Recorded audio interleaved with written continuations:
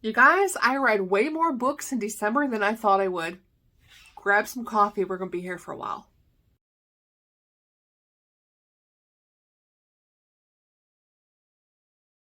Hey everyone, it's Mary. Welcome back to my channel, and today we're going to talk about all the books I read in December of 2021, because I can't believe we're in 2022 already.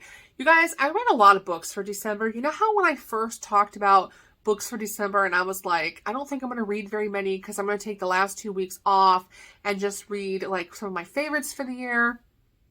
That was a lie. That was a lie, straight up lie, because I ended up reading way more books on my weekends off than I thought I would. So my workplace is absolutely amazing, and they gave us 4-day weekends for Christmas and New Year's, and I read so many books on these 4 days off. It was magical, and I ended up reading 17 books for the month of December, which is way more than I thought I would, and I actually didn't end up rereading as many favorites as I thought I would. So that's okay. Let's talk about all the books I read. The first 5 books I read for the month I talked about in my very short mid-month wrap-up. That was one of my Vlogmas videos. I will link that up here. I also have a big space here so I can put book covers. And I'm going to try to hold up a couple of my books, but I know they'll probably be the wrong direction. So we'll see how it goes.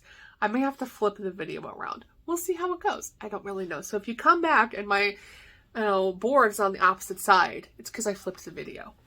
I'm gonna shut up now. Alright, I did DNF 2 books for the month, so let's get those 2 DNFs out of the way. The first one was, I'm looking at my computer. The first one is Hush Hush by, I think it's Lucia Franco or Lucia Franco. I'm not sure how she says her name. I got into the first book of the audiobook, so the cover I'm showing is actually from the audiobook. I shut it off within like the first, 5 minutes or so of the book, because the very first chapter, the main character, the female main character, starts talking about how drug use and how she names the drug, which I will not name on my channel, and she talks about it in a positive manner, that she loves to get high and this is her favorite drug, and she doesn't know what she would do, and they're talking about like positively, like let's go get high and go hang out, and I'm like, you do you. But the drug they mentioned is it's not like, oh, they were smoking marijuana. It's like a big bad drug, and I was like, I don't feel comfortable with this, so I just turned it off and DNF'd. I'm like, I'm done. The second book I DNF'd was book 8 of Sophie Lark's Underworld series. This one pains me because I love Sophie Lark so much. I adore her. She is like one of my favorite writers ever, and I just did not like book 7 and book 8 of Underworld. I will talk about book 7 in more detail later in this video, but book 8 is the very last one, is connected. So the character from book 7 is also in book 8. I didn't like it. I could not get, I'm sorry. I love Sophie. I could not get into this book at all. So I just didn't even try. I was like, I'm done. I love Sophie, but I'm done. There's actually a really, really good video out by Taji that I will link below for you guys. She did a whole in-depth video about Sophie Lark's Underworld series, and a lot of what she says about like the last few books of the series is spot on. So I'm not going to go into too much detail other than to say check out her video, because she does a great job of explaining it way better than I can. So check her out, links below. Yeah, what she says. Alright, so let's continue on with the books I did read. Book number 6 for the month was Carnal Urges by J.T. Geissinger. You guys, this is book 2 of the Queens and Monsters series. I love this series so much, and I actually have another book in the series that I'm going to talk about after this one. And you guys, if you have not read these, you need to read these. It is a Mafia series, but it's more than Mafia. And I can't tell you why it's more than Mafia, because it's going to ruin the plot. But it's so good. So this one, Carnal Urges, I gave it 5 stars. This one is, you have Sloane, who is kidnapped. So Sloane is the best friend of the woman from the first book in the series. She's her best friend, and at the time she's dating Stavros, who is a part of the Mafia, but she doesn't realize he's a part of the Mafia, and she actually breaks up with him at the end of book 1, but this is not known by the person who, in this book, decides to kidnap her, because he is a rival Mafia dude, and he's trying to get one up on Stavros and get Stavros all upset, not realizing that Sloane dumped Stavros. She's not actually dating him anymore, and he doesn't know that. So he kidnaps her to do like a power play on Stavros. But let me tell you, what made this book work for me, the guy who kidnaps her, first of all, his name is Declan, but she's so funny. This book, I was laughing my butt off. Like, first of all, Sloane, no fucks were given. Like, she didn't care she was being kidnapped. She just was so funny.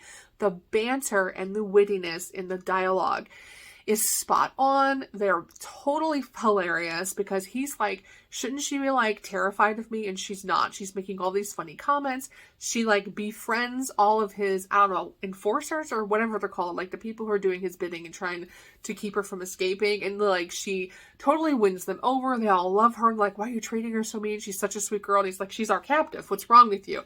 It's hilarious watching her break down all these walls, and he finally realizes that, like, I kidnapped her for no reason. And it is absolutely adorable watching these two fall in love. But it is so well done because the plot is so interesting, you just cannot put the book down. And then it's funny. And I don't know how she pulled it off, but, like, Sloane, I think, is one of my favorite characters. One of my favorite characters I've ever read. Love her so much. This book was amazing. 5 stars. You need to read it. Book number 7 I read was Luca by Sophie Lark. This is book number 7 of the Underworld series. I have to be honest with you guys, I did not care for this one as much. I still tried to trudge through it. I really had to push myself to get through the end. I'm sorry because I love Sophie so much. I love you so much, but I only gave this one 2 stars. I didn't care. I'm sorry. I didn't like it. It was like a love triangle between Black, Lex, and Luca, and essentially it starts off the book with Black dating Lex, and he is in love with her and wants to propose to her, and then he takes her to like some kind of, he's in the police, and he's like a detective or something. He takes her to some kind of ball or some kind of police event, and she's all dressed up, and they have a quickie in the bathroom, and he's like getting ready to propose to her, and then something happens. I can't remember what happens, and he finds out that she stole jewelry or something, and then finds out that she's actually involved in like doing heists and stealing like art and jewelry and jewels and expensive things, and she's like under all these fake names, and that she's actually wanted by like the FBI or whatever, I don't remember who it is, for doing all these heists. And so she runs off, and the story is him trying to find her because he's offended and hurt by her not being who she says she was, because he really loved her, but she was a liar, and she was just there to be like a person doing heists and stealing things. And then her meeting Luca, who also does heists apparently. So it's this like love triangle between the 3 of them. And I don't feel like it was all that romantic. The plot was interesting, but it was more about like the heist and the artwork, and is she going to get caught, and will Black find her? More so than a romance to me. And it was an interesting plot, but like, I just kind of didn't care that much. Nor did I really feel like Luca and Lex were really all that in love with each other. So I trudged through it. And then when I got to book number 8, which is Black, which was about Black's love story, him getting over Lex, apparently, because I didn't read the book all the way. Apparently he gets over Lex and falls in love with someone else, but I just couldn't, like, I didn't care. I'm sorry. I liked all the books prior to this. I just didn't like this one. Sorry. Book number 8 was Deviant Hacker by Maggie Cole. This was book number 9 of the Mafia Wars. I just finished book number 10 yesterday, which I'll talk about in my January mid-month wrap-up, and oh my gosh, it was so good. Anyway, book number 9, I had issues with book number 9. So this is going to have some slight spoilers and some trigger warnings in here. So just prepare yourself if you have not read book number 9 yet. I'm going to be slightly spoilery and talk about some triggers. So I gave this one 3 stars. This is the story of Declan and Simona. Declan has been in several books, and we've been kind of waiting for all these guys to get their stories. He is known in the previous books as like being looking for whoever this person is that's hacking in. I didn't quite understand what she was hacking into company information for this that they've been trying to build up for the whole series pretty much. And she's causing them to lose money. Not just a little bit of money, but like millions of dollars they're losing. And whoever this person is who's hacking in, they're trying to find them to stop them from ruining what they're trying to accomplish with this company and I don't know. It's been going on for several books. I can't really explain it in too much detail without ruining it for you guys because it would mess up a lot of the plot in previous books if you haven't gotten this far in the series yet. However, he ends up finding the hacker, and he kidnaps this hacker, chains them up in his basement to torture them for information, and finds out it's a woman. And he finds out that this happens to be a woman that he's met at the bar months ago, really enjoyed her, wanted to take her home for the night, but got called away on business and could never find her again. So he's very torn. He's like, this is the girl I was immediately attracted to, but now I find out she's hacking us and trying to, take down the company. So he ties her up in the basement thinking he's going to teach her a lesson and torture her for information and really treats her horribly. I had a really hard time getting through the first part of this book because the way she's treated is unfair. And kind of the spoiler part of this, one of the spoilers I'm going to ruin for you guys. So spoiler alert is that Simona is not the one doing the hacking. And she tells him this multiple times. That I don't know what you're talking about. I don't understand. Why are you hurting me? I didn't do anything. And he's cruel to her. And he actually, she almost dies of hypothermia at one point. And he uses, sex as a weapon. And it actually, at one point, becomes, Stockholm Syndrome-esque, where she starts to break down to the point, emotionally break down, to where she goes along with some of his stuff and starts agreeing to things because she doesn't want to get hurt. So it becomes very Stockholm Syndrome-esque. I almost DNF'd because it got really bad. I couldn't take it. But about halfway through the book, he realizes his mistake. And he realizes she's not responsible for what's going on. He immediately feels horrible about it. And he releases her. There is a period of time where they are separated. And then later in the book, they come back together.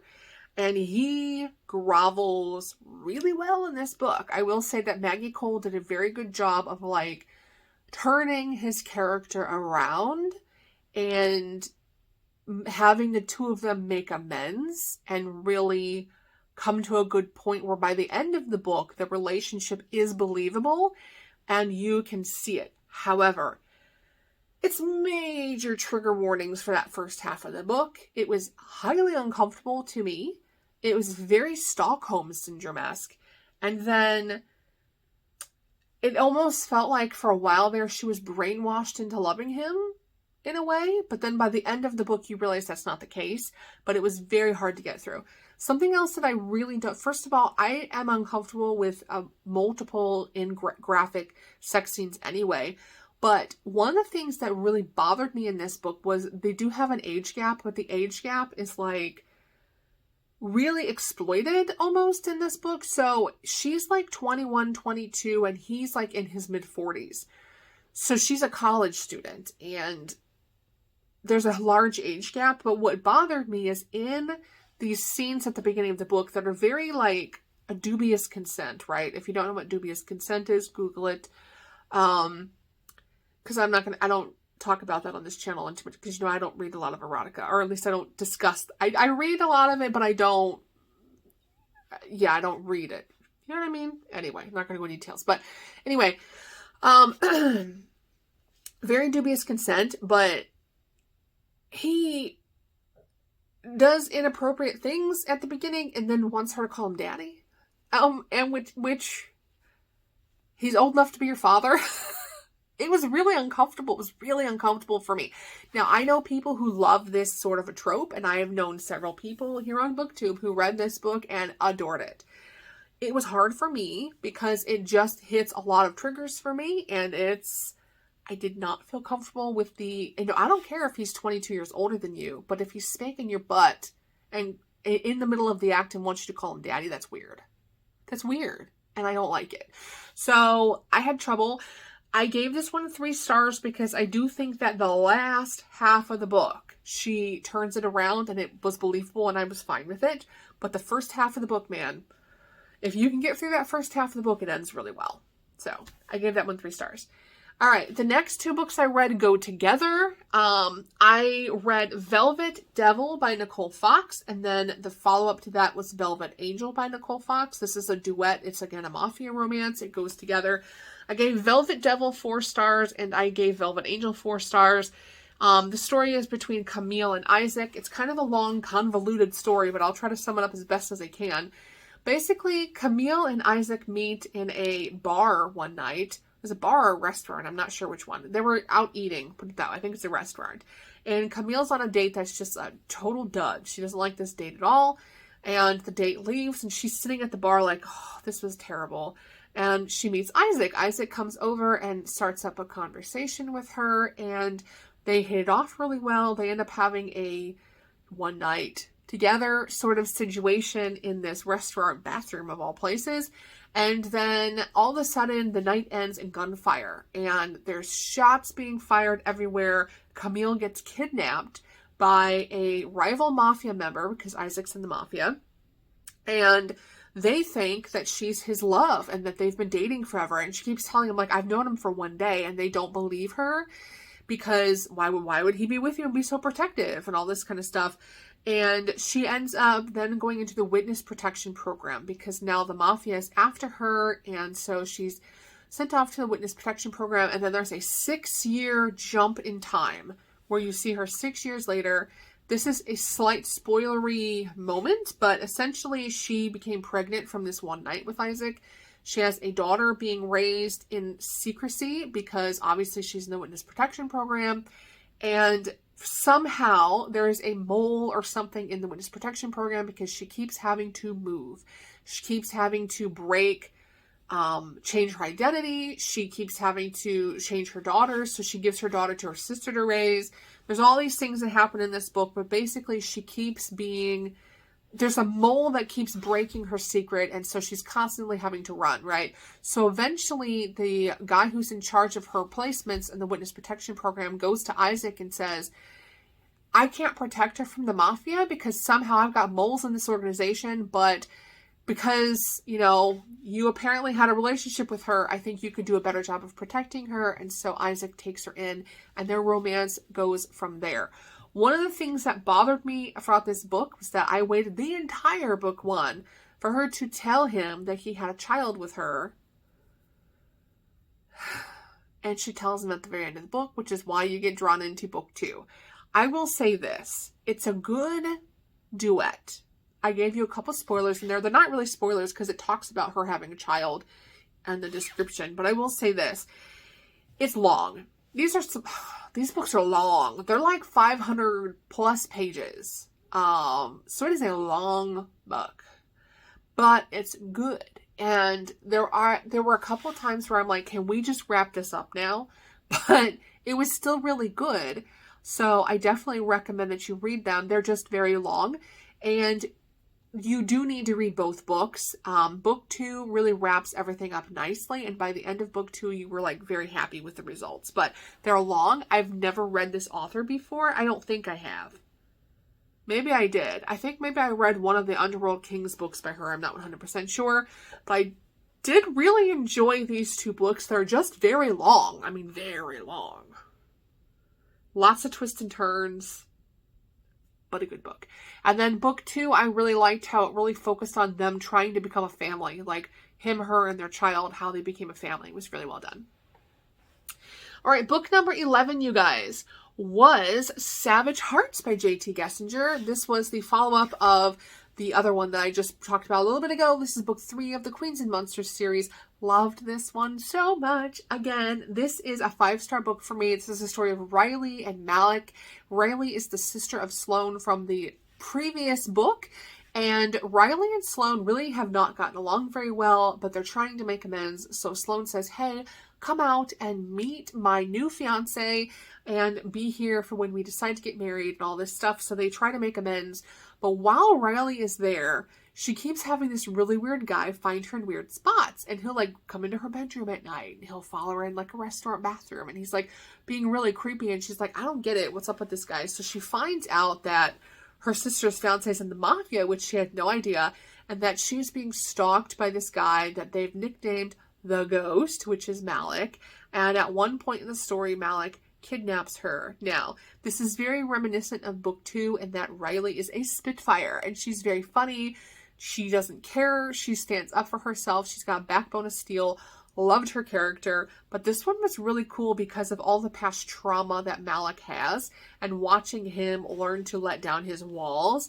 And this woman who's like so feisty and like so stands up to him, and he's not used to that, and watching them like come together in this book was amazing. I am dying for book 4. Yeah, book 4.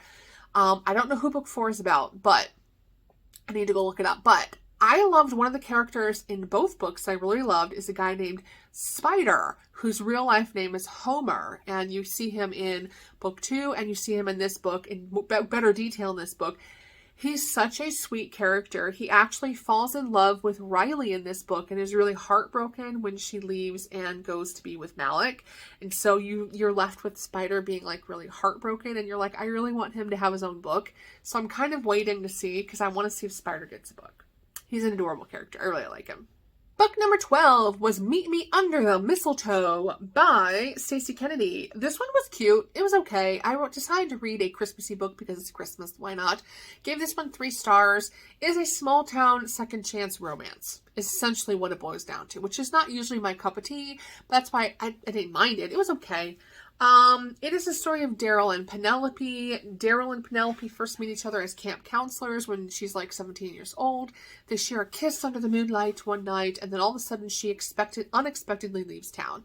So here you are, like, how many years later is this? 10 years later.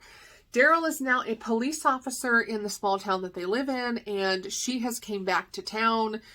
He's fresh out of a divorce. She comes back to town trying to pick up the pieces of some bad things that happened in her life, and they reconnect. And that's essentially what it boils down to. It is a second chance small town romance. It was cute, not typically what I like to read, but it was a fun read for the holidays. Book number 13. This one was really good. I actually have the book somewhere. This one I actually read a physical book of, but I donated it to the library. So I don't have it with me, but it's called Keep Me Safe by Maya Banks. This one is part of her slow burn romance series, and it really is a slow burn. So if you like a lot of... I don't, so I loved this. It was more of like a romantic suspense / thriller with romantic involved in it. So it's not high romance, but it's high more so like the thriller aspect of it. So you have Caleb Devereaux, whose younger sister has been kidnapped, and Raimi has psychic abilities. She is able to connect with killers, and she can psychically connect with like people going through trauma. So he comes to find Raimi, and he's like, I need you to find my sister.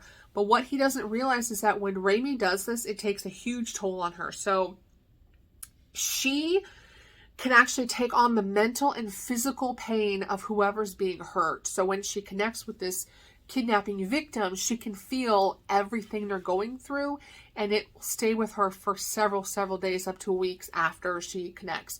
So he forces her into connecting. Basically, if she touches an item that belongs to this person being traumatized, she immediately goes into this connection. And so Caleb like forcefully hands her this item that belongs to his sister, takes her into this, and sees like the amount of pain that she has to go through because, you know, this girl's being beaten, and so is Raimi. She can feel being beaten, and he feels like a total jerk, right? Well, she does find his sister. They rescue his sister, and he comes back, and he's like, I am so sorry because I had no idea that it put you through this much pain.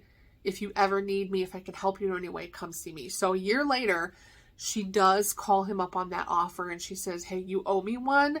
You are in the police department. I need your help because I'm being stalked by a serial killer, and this serial killer has mental ability. He's following me. He's able to track me. He also is psychic, and she's terrified. And so it's about him and her trying to find this serial killer who is killing other people and trying to kill her.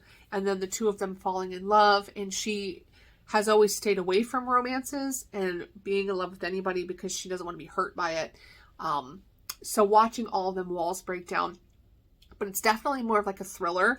I actually really liked this book, and because of this book, I decided to check out some of her other works. I actually really like the slow burn romances, so I may check out more of those. All right, you guys, after reading this one, I decided, and also, I read this one and I saw a wrap-up video from Taji. I don't remember which wrap-up video it was, but she ended up reading the entire, what's this called? Breathless trilogy by Maya Banks. Now, if you guys remember, earlier in the year, I tried reading Rush by Maya Banks. I picked it up, read the first couple chapters, and immediately DNF'd it. And I DNF'd it because it was very 50 Shades of Grey reminiscent. This book actually was, I think, released around the same time as 50 Shades. It was released in 2013. So this was right around the 50 Shades of Grey time period, and it's very reminiscent, right? It opens up with, what's his name? Gabe Hamilton, who is part of this 3 friends from college who decide to open this like business together. And it's Gabe, Jace, and I can't remember the third guy's name because I just drawn a blank. It's been about a week since I read it. And Jace's parents die at a very young age, and he has to raise his sister, Mia. And long story short, Gabe and Mia begin this relationship via a contract. You get where I'm going here. So I'm in like chapter 2 of this book, and I'm like, businessman, young college age girl, they have a contract. It's 50 Shades of Grey. I don't want to read it. And I DNF'd it. But when I watched Taji's video, she was like, this is a really, really well done series and you need to read it. And I was like, well, if she loves it, I'm going to check this out again and just push through the first couple chapters and see if I like it. I ended up really loving this book. I'm so glad I gave this one a second chance, and I actually have put on my TBR list the next 2 books in this trilogy because I really liked this, and I'm so glad I saw Taji's video and decided to give this a second chance. So yes, it starts off very like 50 Shades of Grey-esque, but what's different is that I hated 50 Shades of Grey. I didn't even read the whole book. I hated it. I hated the movie.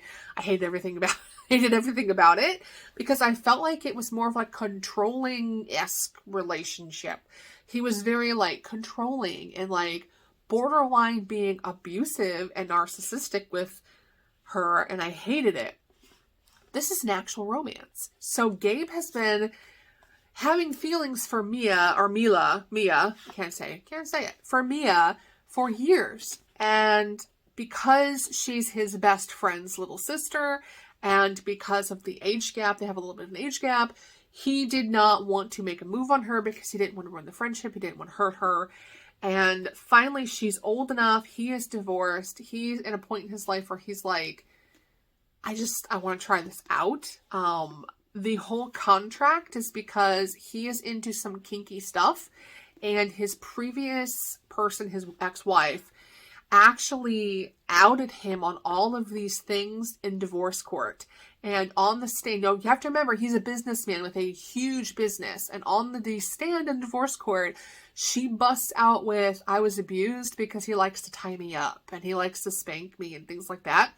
And if this was blasted on every newspaper and web article under this absolutely embarrassed the crap out of him, letting everybody know his kinks. And so that's why he has the contract, so that if you break up with him, you cannot come out with it and ruin his reputation any further. It's not because he's weird or anything. It's a protection thing because his ex-wife blasted him on all the newspapers and ruined his reputation. So that's why he has the contract with her. So anyways, that it actually is a best friend's little sister romance trope. It does have a few BDSM elements, but it's very light. And you actually see the two of them fall in love because Mia also had a crush on him growing up.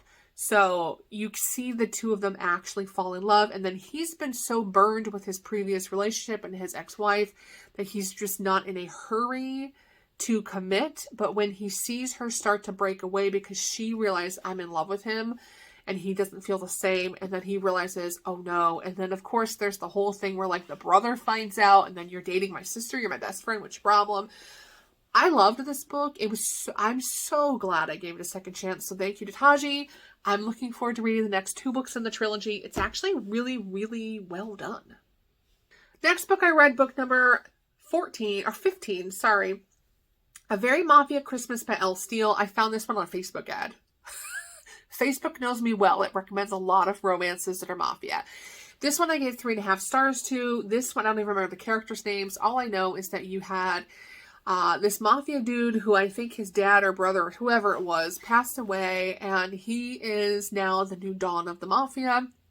He has got lots of relatives who would like to take his place, and they don't believe that he's old enough and mature enough to really lead the Mafia, so he is trying to prove his maturity, and one of the things he's doing is he is pretending like he needs to get married, so it's a fake dating type trope where they're going to be engaged for 10 days at first, and then it turns into 30 days, and it turns into a lot of other stuff.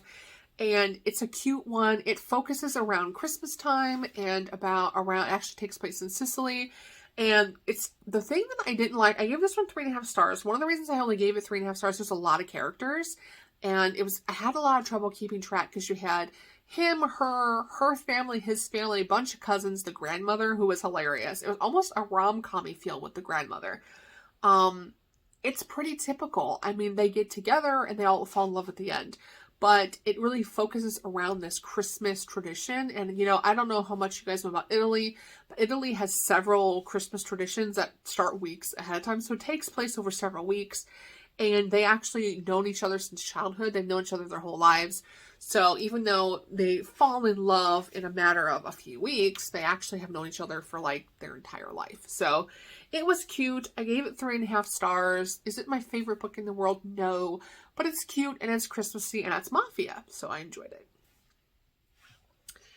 Book number 16 was Runaway Saint by Lisa Samson. This is a Christian fiction novel. It does not have any romantic themes to it. I picked this one up at Goodwill. I actually really enjoyed this one. It is the story of this woman who, her name is Sarah, and she lives with her husband, and they run this little like card making, and they make greeting cards or whatever. And she has this aunt of hers who has been a missionary in Kazakhstan for like her entire life. She was like maybe 3, 4, 5 years old, something like that, when the aunt went off to become a missionary, and she never returned. She has been gone for years and nobody knows why. She sends cards home, things like that, but she never came back to the States. And then all of a sudden she comes back, shows up at Sarah's house. Can I stay with you for a while? And they're like, what's going on? She's very secretive. She's very quiet, and nobody knows what happened and why she's suddenly back in the U.S. So this book is about uncovering the secret of why she came back, and also the secret of why she went there and became a missionary. There's a ton of family secrets that come out.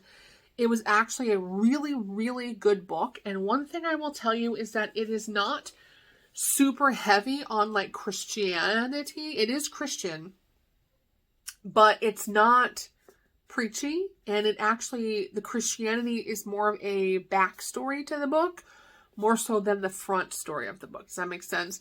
Like, the story of this book is really the mystery of what happened to this woman. Why is Aunt Belle suddenly back and not a missionary anymore? So I really enjoyed it. It was very well done. And then book 17 for the month of December. It's a lot of books to talk about. Book 17 was Nyx by Serena Akeroyd. I love her 5 Points Mob collection. I love, all the filthy books. Love all of them. So I know that the Motorcycle Club romances are connected, which is why I wanted to read them. I gotta be honest with you guys, I didn't care for it. It was okay. I gave it 3 stars. I don't read a lot of Motorcycle Club romance. I loved Gianna Darling's, but I did not care for this one as much as I thought I would. I may still try to read the second book in the series to see if it gets better. I enjoyed seeing cameos of my filthy boys. But I did not care in general. Not that I didn't care for the characters. I love the characters. I didn't care for the actual Motorcycle Club world. Motorcycle Club world tends to be very male chauvinistic. Girls are almost degraded in a lot of the Motorcycle Club romances, just in general. And I have a hard time with them.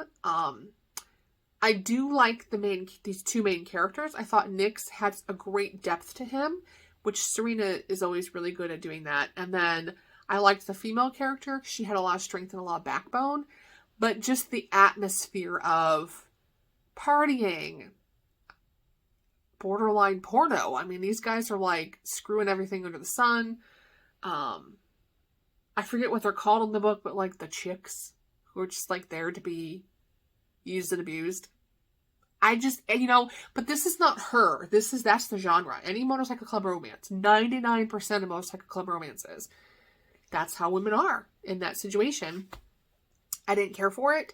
I will probably still read a couple more books in it just because they are connected to the Filthy series. And I know that the next 2 books in the Filthy series are going to wrap up all of it, including the motorcycle club. So I'm going to try to keep reading it, but I don't love it so far, but it's good. I just don't love the actual club atmosphere, if that makes sense.